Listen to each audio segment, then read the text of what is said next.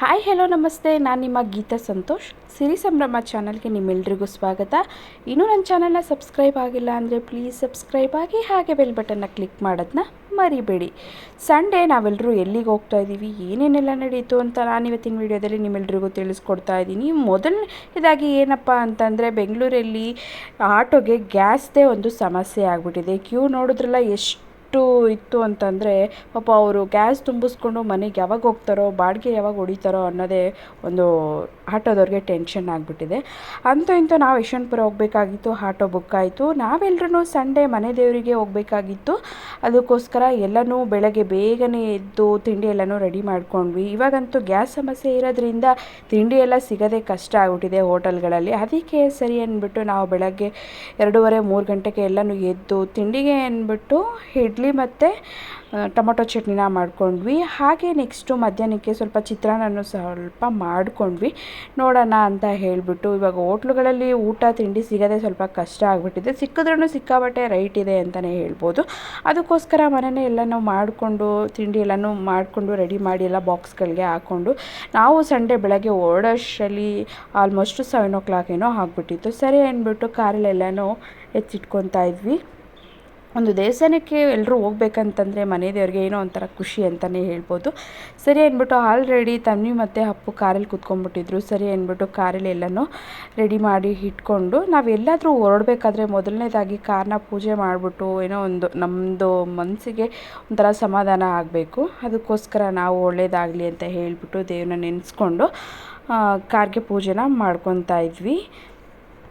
ಎಷ್ಟೇ ಬೆಳಗ್ಗೆ ಬೇಗ ಎದ್ರೂ ಟೈಮ್ ಹೆಂಗೆ ಹೋಗ್ಬಿಡುತ್ತೆ ಅಂತಲೇ ಗೊತ್ತಿಲ್ಲ. ನಾವೆದ್ದಿದ್ದು ನೋಡಿದ್ರೆ 2:30-3 ಗಂಟೆ ಆಗಿತ್ತು. ತಿಂಡಿ ಎಲ್ಲ ರೆಡಿ ಮಾಡಿಕೊಂಡು ಎಲ್ಲರೂ ಸ್ನಾನ ಮಾಡಿ ಹೊರಡೋಷ್ಟರಲ್ಲಿ 7 o'clock ಆಗೇ ಬಿಟ್ಟಿತ್ತು. ನಾವೊಂದು 5 o'clock ಎಲ್ಲ ಮನೆ ಬಿಡೋಣ ಅಂತ ಅಂದ್ಕೊಂಡಿದ್ವಿ.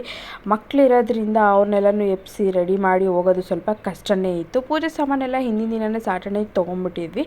ಸ್ವಲ್ಪ ಹೂವು ಎಲ್ಲನೂ ತೊಗೊಂಡಿಲ್ಲ. ಸರಿ ಅಂದ್ಬಿಟ್ಟು KR ಮಾರ್ಕೆಟ್ಗೆ ಬಂದು ಅಲ್ಲಿ ಹೂವು ಎಲ್ಲನೂ ತೊಗೋಬೇಕಾಗಿತ್ತು. ಸರಿ ಅಂದ್ಬಿಟ್ಟು ಗಾಡಿ ನಿಲ್ಲಿಸ್ಕೊಂಡು ಅಲ್ಲಿ ವೆಯ್ಟ್ ಮಾಡ್ತಾಯಿದ್ವಿ. ಹೂವು ಎಲ್ಲನೂ ತೊಗೊಂಡು ಗಾಡಿಗೆ ಇಟ್ಕೊಂಡು ಸರಿ ಸ್ವಲ್ಪ ದೂರ ಹೋದ್ಮೇಲೆ ಆಲ್ಮೋಸ್ಟ್ ಒಂದು 9:30 ಏನೋ ಆಗಿತ್ತು. ಸರಿ ತಿಂಡಿ ತಿನ್ಬಿಡೋಣ ಅಂತ ಹೇಳ್ಬಿಟ್ಟು ನಿಲ್ಲಿಸಿದ್ವಿ. ಮನೇಲಿದ್ರೆ ನೋಡಿ ನಾವು ತಿಂಡಿ ತಿನ್ನೋದೇ ಲೇಟು, 11 o'clock ಆ ಥರ ತಿಂತೀವಿ. ಎಲ್ಲಾದರೂ ಆಚೆ ಕಡೆ ಹೋದರೆ ಹೊಟ್ಟೆ ಹಸಿವಾಗ್ತಾ ಇರುತ್ತೆ. ಸ್ವಲ್ಪ ಬೆಳಗ್ಗೆ ನಾವು ಬೇಗ ಎದ್ದಿರೋದ್ರಿಂದ ಸರಿ ಅಂದ್ಬಿಟ್ಟು ಅಲ್ಲೇ ಇಡ್ಲಿ ಮತ್ತು ಟೊಮೊಟೊ ಚಟ್ನಿನ ಮಾಡ್ಕೊಂಡು ಹೋಗಿದ್ವಿ. ತುಂಬಾ ಚೆನ್ನಾಗಿತ್ತು.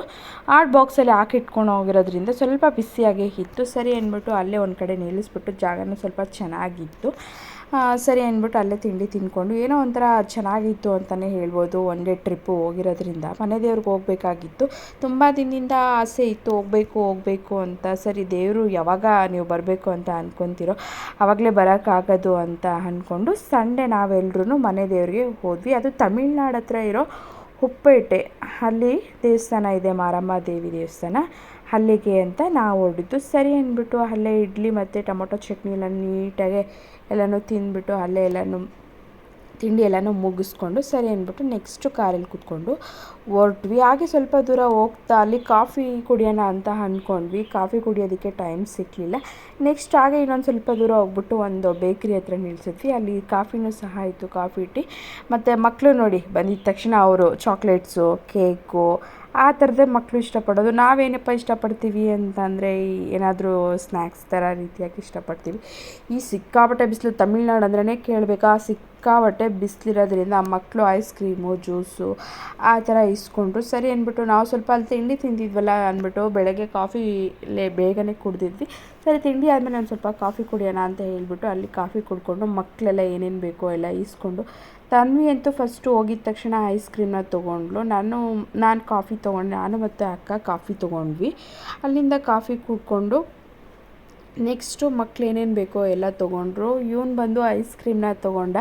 ನೀವು ಐಸ್ ಕ್ರೀಮ್ ತೊಗೊಳ್ಳಿ ಅಂತ ಹೇಳ್ತಾಯಿದ್ದ, ಬೇಡಪ್ಪ ನೀನು ತಿನ್ನು ಅಂತ ಹೇಳ್ಬಿಟ್ಟು ಅವನು ಐಸ್ ಕ್ರೀಮ್ ತೊಗೊಂಡ. ಫೈನಲ್ಲಾಗಿ ನಾವು ರೀಚ್ ಆಗೋಷ್ಟರಲ್ಲಿ 12:30 1 o'clock ಏನೋ ಆಗಿತ್ತು. ದೇವಸ್ಥಾನ ಹತ್ರ ರೀಚ್ ಆದ್ವಿ. ಮಧ್ಯಾಹ್ನ ಆಗಿರೋದ್ರಿಂದ ಸಿಕ್ಕಾಬಟ್ಟೆ ಬಿಸಿಲಿತ್ತು. ಅಲ್ಲಿ ದೇವಸ್ಥಾನ ಓಪನ್ ಇತ್ತು, ಅವರು ಪೂಜೆ ಮಾಡೋರು ಇರಲಿಲ್ಲ. ಇನ್ನೊಂದು ಪಕ್ಕದಲ್ಲೇ ದೇವಸ್ಥಾನ ಇದೆ, ಅಲ್ಲಿ ಇವತ್ತು ಊರ ಹಬ್ಬ ಬೇರೆ ಇತ್ತು, ಏನೋ ಕರ್ಗ ನಡೀತಿತ್ತು, ಅಲ್ಲಿ ಹೋಗ್ಬಿಟ್ಟಿದ್ರು. ಸರಿ ಅಂದ್ಬಿಟ್ಟು ಅವ್ರಿಗೋಸ್ಕರ ವೆಯ್ಟ್ ಮಾಡ್ತಾಯಿದ್ವಿ. ಸಿಕ್ಕಾಬಟ್ಟೆ ಬಿಸಿಲಿರೋದ್ರಿಂದ ಅಲ್ಲಿಂದ ಟ್ರಾವೆಲ್ ಮಾಡ್ಕೊಂಡು ಬಂದಿರೋದ್ರಿಂದ ಸ್ವಲ್ಪ ಸುಸ್ತಾಗಿತ್ತು. ಸರಿ ಅವರು ಬರಲಿ, ಪೂಜೆ ಮಾಡಬೇಕಲ್ವ, ಪೂಜಾರಿ ಬೇಕು ಅಂತ ಹೇಳಿಬಿಟ್ಟು ಅಲ್ಲೇ ಕೂತ್ಕೊಂಡಿದ್ವಿ. ಫ್ಯಾನೆಲ್ಲ ಹಾಕ್ಬಿಟ್ಟು ಕೂತ್ಕೊಳ್ಳಿ, ರೆಸ್ಟ್ ಮಾಡಿ ಬರ್ತಾರೆ ಅಂತ ಹೇಳ್ಬಿಟ್ಟು ಹೋದರು. ಆ ಊರಲ್ಲಿ ಹಬ್ಬ ಇರೋದ್ರಿಂದ ಇವತ್ತು ಫೈನಲ್ ಡೇ ಅಂತೆ. ಅಂದರೆ ಊರ ಹಬ್ಬ ಇತ್ತು, 5 ದಿನದಿಂದ ಕರಗ ನಡೀತಿತ್ತಂತೆ. ಇವತ್ತು ಲಾಸ್ಟು. ಅವರು ಅಲ್ಲಿ ದೇವಸ್ಥಾನ ಹತ್ರ ಇರಬೇಕು ಅಂತ ಹೇಳ್ಬಿಟ್ಟು ಹೋಗ್ಬಿಟ್ಟಿದ್ರು. ಪೂಜಾರಿ ಅವರು ಬಂದರು. ಸರಿ, ನಾವೆಲ್ಲನೂ ತಟ್ಟೆಗೆ ತಂದಿರೋ ಪೂಜೆ ಐಟಮು ಮತ್ತು ಪ್ರಸಾದ ಎಲ್ಲನೂ ಮಾಡ್ಕೊಂಡು ಹೋಗಿದ್ವಿ. ಸಿಹಿ ಪೊಂಗಲ್ಲು ಅವು ಹೂವು ಎಲ್ಲನೂ ತೊಗೊಂಡು ಬಂದಿದ್ವಿ ಮಾರ್ಕೆಟಿಂದನೇ. ಅದು ಸರಿ ಅಂದ್ಬಿಟ್ಟು ನಾನು ಮತ್ತು ಅಕ್ಕ ಹೂವು ಎಲ್ಲನೂ ತಟ್ಟೆಗೆ ಎತ್ತಿಟ್ಕೊತಾ ಇದ್ವಿ. ಅಪ್ಪನೂ ಸಹ ನಾನು ಹೆಲ್ಪ್ ಮಾಡ್ತೀನಿ ಅಂತ ಹೇಳ್ಬಿಟ್ಟು ಅವನು ಬಂದಿರ್ತಾಯಿದ್ದ. ಈ ಥರದ್ರಲ್ಲಿ ಕೆಲಸ ಮಾಡಬೇಕಂತಂದರೆ ಅವನಿಗೆ ಸಿಕ್ಕಾಪಟ್ಟೆ ಇಷ್ಟ. ಏನಾದರೂ ಕೆಲಸ ಹೇಳಿದ್ರೆ ಮಾಡಬೇಕು ಅಂತ ಮುಂದೆ ಬರ್ತಾನೆ. ಸರಿ ಬಿಡಪ್ಪ ನೀನು ಅಂತ ಹೇಳ್ಬಿಟ್ಟು ಅಷ್ಟರಲ್ಲಿ ನಾವೆಲ್ಲನೂ ತಟ್ಟೆಗೆ ಪೂಜೆ ಐಟಮ್ ಎಲ್ಲನೂ ಇಟ್ಕೊತಾ ಇದ್ವಿ. ಊರಿಂದನೇ ತಂದುಬಿಟ್ಟಿದ್ವಿ. ಅದು ಹಳ್ಳಿ ಆಗಿರೋದ್ರಿಂದ ಅಕ್ಕಪಕ್ಕ ನಾವು ಏನೇ ಪೂಜೆ ಐಟಮ್ ತೊಗೋಬೇಕು ಅಂದ್ರೂ ಸಿಗೋದಿಲ್ಲ. ಅದಕ್ಕೋಸ್ಕರ ನಾವು ಒಂದು ಮರೆದಿರೇ ಬೆಂಗಳೂರಲ್ಲೇ ಸಹ ಎಲ್ಲನೂ ಸಹ ತೊಗೊಂಡೋಗ್ಬಿಟ್ಟಿದ್ವಿ. ಅಲ್ಲಿ ಅಕ್ಕಪಕ್ಕನೂ ಒಂದು ಅಂಗಡಿನೂ ಸಹ ಇಲ್ಲ. ಏನಾದರೂ ಸಣ್ಣ ಪುಟ್ಟ ಐಟಮು ಬೇಕು ಅಂತಂದ್ರೂ ಸಿಗೋದಿಲ್ಲ. ಅದಕ್ಕೋಸ್ಕರ ನಾವು ಅಲ್ಲಿಂದನೇ ಎಲ್ಲನೂ ಸಹ ಪ್ರತಿಯೊಂದೂ ಎಣ್ಣೆ, ಬಾಳೆಹಣ್ಣು, ಹೂವು ಎಲ್ಲನೂ ಸಹ ತೊಗೊಬಂದ್ಬಿಟ್ಟಿದ್ವಿ. ಸರಿ, ಪೂಜಾರಿ ಅವ್ರು ಬಂದು ಇವಾಗ ಟೈಮ್ ಸರಿ ಇಲ್ಲ, 1 ಗಂಟೆ ಏನೋ ಆಗಿದೆ. ನಾನು ಅಲ್ಲಿ ಹೋಗ್ಬಿಟ್ಟು ಪೂಜೆ ಎಲ್ಲನೂ ಮುಗಿಸ್ಕೊಂಡು ಬರ್ತೀನಿ, ನಿಮಗೆ 3 o'clock ಬರ್ತೀನಿ, ಸರಿ ನೀವು ಇಲ್ಲೇ ರೆಸ್ಟ್ ಮಾಡಿ ಅಂತ ಹೇಳ್ಬಿಟ್ಟು ಹೋದರು. ಸರಿ ಅಂದ್ಬಿಟ್ಟು ಇನ್ನೇನು ಹೊಟ್ಟೆ ಹಶ್ವಾಗ್ತಿತ್ತು. ಒಂದು 2:30 ಏನೋ ಆಗಿತ್ತು. ಸರಿ, ಚಿತ್ರಾನ್ನ ಬೆಳಗ್ಗೆನೇ ಮಾಡಿರೋದಲ್ವ, ಏನಾದರೂ ಈ ಬಿಸಿಲಿಗೆ ಸ್ವಲ್ಪ ಕೆಟ್ಟೋದಂಗೆ ಆಗಿಬಿಡುತ್ತೆ, ಸರಿ ತಿನ್ಬಿಡೋಣ ಅಂತ ಹೇಳ್ಬಿಟ್ಟು ಚಿತ್ರಾನ್ನ ಮಾಡ್ಕೊಂಡು ಹೋಗಿದ್ವಲ್ಲ, ಅದನ್ನು ಸಹ ತಿಂತಾಯಿದ್ವಿ ಅಲ್ಲೇ. ನಾವು ಈರುಳ್ಳಿ ಹಾಕಿರಲಿಲ್ಲ ಚಿತ್ರಾನ್ನಕ್ಕೆ, ಬೇಗ ಕೆಟ್ಟೋಗ್ಬಿಡುತ್ತಲ್ವ ಬಿಸಿಲಿರೋದ್ರಿಂದ ಅಂದ್ಬಿಟ್ಟು ಮಾವಿನಕಾಯಿ ಚಿತ್ರಾನ್ನ ಮಾಡ್ಕೊಂಡು ಹೋಗಿದ್ವಿ. ಮಕ್ಕಳೂ ಅಷ್ಟೇ ಸಿಕ್ಕಾಬಟ್ಟೆ ಹೊಟ್ಟೆ ಹಸಿವು ಆಗಿಬಿಟ್ಟಿತ್ತು, ಚೆನ್ನಾಗಿ ಆಟ ಆಡ್ತಾಯಿದ್ರು. ಬಿಸಿಲು ಬೇರೆ ಇತ್ತು, ಊಟನೂ ಸಹ ಸರಿಯಾಗಿ ತಿನ್ನೋದಕ್ಕೆ ಆಗ್ತಾಯಿಲ್ಲ, ಬಿಸಿಲಿಗೆ ನೀರು ಕುಡಿದು ಸಾಕಾಗ್ತಿತ್ತು. ಅಷ್ಟರಲ್ಲಿ ಪೂಜಾರಿ ಅವರು ಬಂದು ಹೂವೆಲ್ಲ ತೊಗೊಂಡು ಬಂದಿದ್ವಲ್ಲ ಎಲ್ಲನೂ ಹಾಕಿ ಸ್ವಲ್ಪ ಅಭಿಷೇಕ ಲೈಟಾಗಿ ಮಾಡಿಬಿಟ್ಟು, ಬೆಳಗ್ಗೆನೇ ಪೂಜೆ ಅಭಿಷೇಕ ಎಲ್ಲ ಆಗಿತ್ತಂತೆ. ಸರಿ, ನಾವು ಬಂದಿದ್ವಲ್ಲ ಅಂತ ಹೇಳ್ಬಿಟ್ಟು ಮತ್ತೊಮ್ಮೆ ಅವರು ಕೆಳಗಡೆ ದೇವರಿಗೆ ಅಭಿಷೇಕ ಎಲ್ಲನೂ ಮಾಡಿ ಪೂಜೆ ಎಲ್ಲನೂ ತುಂಬ ಚೆನ್ನಾಗೇ ಮಾಡಿಕೊಟ್ರು. ಅಲ್ಲೇ ಎಲ್ಲನೂ ರೆಸ್ಟ್ ಮಾಡಿಕೊಂಡು ಊಟ ತಿಂಡಿ ಎಲ್ಲ ಮುಗಿಸ್ಕೊಂಡು ಫೈನಲ್ ಆಗಿ ಪಕ್ಕದಲ್ಲೇ ಅದೇ ಕರಗ ಅಂತ ಹೇಳಿದ್ವಲ್ಲ ಆ ದೇವಸ್ಥಾನಕ್ಕೆ ಹೊರಟ್ವಿ. ಅಲ್ಲೆಲ್ಲನೂ ಪೂಜೆ ಮುಗಿಸ್ಕೊಂಡು ಮಾರಮ್ಮ ದೇವಿ ಮತ್ತೆ ಬರಬೇಡಿ ರಿಟರ್ನು, ನೀವು ಹಾಗೆ ಇನ್ನೊಂದು ದೇವಸ್ಥಾನಕ್ಕೆ ಹೋಗ್ಬಿಟ್ಟು ಹಾಗೆ ಹೋಗಿಬಿಡಿ ಅಂತ ಹೇಳಿದ್ರು ಅವರು. ಸರಿ ಅಂದ್ಬಿಟ್ಟು ಅಲ್ಲಿಂದ ಪೂಜೆನ ಮುಗಿಸ್ಕೊಂಡು ಕರಗ ನಡೀತಿತ್ತಲ್ವ ಅಲ್ಲಿ ಹೋದ್ವಿ. ಅಲ್ಲೂ ಸಹ ಪೂಜೆ ಎಲ್ಲನೂ ತುಂಬಾ ಚೆನ್ನಾಗೇ ಆಯಿತು. ಸರಿ ಅಂತ ಹೇಳ್ಬಿಟ್ಟು ಈ ಬಿಸಿಲಿಗೆ ನೀರು ಕುಡಿದು ಸಾಕಾಗುತ್ತೆ, ಸರಿ ಏನಾದರೂ ಜ್ಯೂಸ್ ಏನಾದರೂ ಕುಡಿಯೋಣ ಅಂತ ಹೇಳ್ಬಿಟ್ಟು ನಿಲ್ಲಿಸಿದ್ವಿ. ಅಪ್ಪು ಅಂತೂ ಸಿಕ್ಕಾಬಟ್ಟೆ ಓಡಾಡೋದ್ರಿಂದ ಅವ್ನು ಮಲ್ಕೊಂಡೇ ಇಲ್ಲ ಮಧ್ಯಾಹ್ನ. ನಾವು ಸ್ವಲ್ಪ ಅಲ್ಲೇ ದೇವಸ್ಥಾನದಲ್ಲಿ ಒಂದು 5-10 ನಿಮಿಷಗಳ ಕಾಲ ಅಲ್ಲೇ ಮಲ್ಕೊಂಡ್ಬಿಟ್ಟಿದ್ವಿ. ಅಪ್ಪು ಅಂತೂ ಮಲ್ಗೇ ಇರಲಿಲ್ಲ. ಈ ಬಿಸಿಲಿಗೆ ಕಾಫಿ ಟೀ ಕುಡಿಯೋಕ್ಕಾಗಲ್ಲ, ಏನಿದ್ರು ತಣ್ಣಗಿರೋದು ಏನಾದರೂ ಕುಡಿಬೇಕು ಅಂತ ಹೇಳ್ಬಿಟ್ಟು ಜ್ಯೂಸ್ಗಳನ್ನ ತೊಗೊಂಡ್ವಿ ಎಲ್ರೂ. Juice, ice cream, mango lassi ಆ ಥರನೇ ಸ್ವಲ್ಪ ಎಲ್ಲನೂ ತೊಗೊಂಡು ಕುಡಿದ್ಬಿಟ್ಟು ನೆಕ್ಸ್ಟು ಅಲ್ಲಿಂದ ಹೊರಟ್ವಿ. ಅಲ್ಲಿಂದ ಸ್ವಲ್ಪ ದೂರ ಮುಂದೆ ಬರ್ತಿದ್ದಂಗೆ, ಅದು ಊರು ಯಾವುದು ಅಂತ ನನಗೆ ಗೊತ್ತಾಗ್ತಾ ಇಲ್ಲ, ತಮಿಳ್ನಾಡು ಆಗಿರೋದ್ರಿಂದ ಅದರಿಂದ ಮುಂದೆ ವರಾಹಿನಿ ದೇವಸ್ಥಾನ ಅಂತ ಒಂದು ಇದೆ, ಸಿಕ್ಕಾಬಟ್ಟೆ ತುಂಬಾ ದೊಡ್ಡದಾಗಿದೆ. ಅಲ್ಲಿಗೆ ಬಂದ್ವಿ. ಅಪ್ಪು ಅಂತೂ ಸಿಕ್ಕಾಬಟ್ಟೆ ನಿದ್ದೆಲಿದ್ದ, ಅವನ್ನೇ ಏನೋ ಮಾಡಿ ಎಬ್ಬಿಸ್ತಾ ಇದ್ವಿ, ಅವನು ಎದ್ದೇಳೋ ಮೂಡಲ್ಲಿ ಇರಲಿಲ್ಲ, ಸಿಕ್ಕಾಬಟ್ಟೆ ಓಡಾಡೋದ್ರಿಂದ ಅವನಿಗೆ ನಿದ್ದೆ. ತುಂಬಾ ಚೆನ್ನಾಗಿತ್ತು. ಈ ದೇವಸ್ಥಾನ ಬಂದು 3 years ಏನೋ ಆಗಿದೆ ಕಟ್ಟಿ, ತುಂಬಾ ಚೆನ್ನಾಗಿದೆ. ಏನೋ ಒಂಥರ ಖುಷಿ ಅನ್ನಿಸ್ತು ಆ ದೇವಸ್ಥಾನಕ್ಕೆ ಹೋಗಿದ್ದು. ನಾವು ನೈಟ್ ಹೋಗಿರೋದ್ರಿಂದ ಬಿಸಿಲು ಸ್ವಲ್ಪ ಕಮ್ಮಿಯಾಗಿ ತಣ್ಣಗೆ ಇತ್ತು ವಾತಾವರಣನೂ.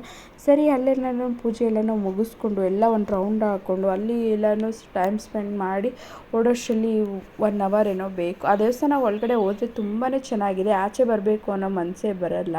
ಪೂಜೆ ಎಲ್ಲನೂ ನಡೀತಾ ಇತ್ತು. ಸರಿ ಅಂದ್ಬಿಟ್ಟು ನಾವು ಅಲ್ಲೆಲ್ಲ ನಮಸ್ಕಾರ ಮಾಡಿಕೊಂಡು ಹಾಗೆ ಬಂದ್ವಿ. ಬರ್ತಾ ಅಲ್ಲಿ ರಾಹು ಕೇತು ನಮ್ಮ ರಾಶಿಗಳಿಗೆ ಯಾವುದ್ಯಾವುದು ದೇವ್ರುಗಳು ಬರ್ತಾವೋ ಅದೆಲ್ಲನೂ ಸಹ ಒಂದೊಂದು ಟ್ರೀಗಳನ್ನ ನೆಟ್ಟಿದ್ರು. ಅವರು ಹೇಳ್ತಾಯಿದ್ರು, ತುಂಬಾ ಚೆನ್ನಾಗಿತ್ತು. ಅಲ್ಲಿ ಎಕ್ಸ್ಪ್ಲೇನ್ ಎಲ್ಲ ಮಾಡ್ತಾಯಿದ್ರು. ಅವನು ಬೆಂಗಳೂರಿಗೆ ಬರ್ತಾನೆ. ಇದು ಆನ್ ದ ವೇ ಇರೋ ದೇವಸ್ಥಾನ, ಇದು ವರಾಹಿನಿ ಸ್ವಾಮಿ ದೇವಸ್ಥಾನ. ಇದು ತುಂಬಾ ಚೆನ್ನಾಗಿದೆ. ವಿಗ್ರಹ ಅಂತೂ ತುಂಬಾ ಹೈಟಲ್ಲಿತ್ತು.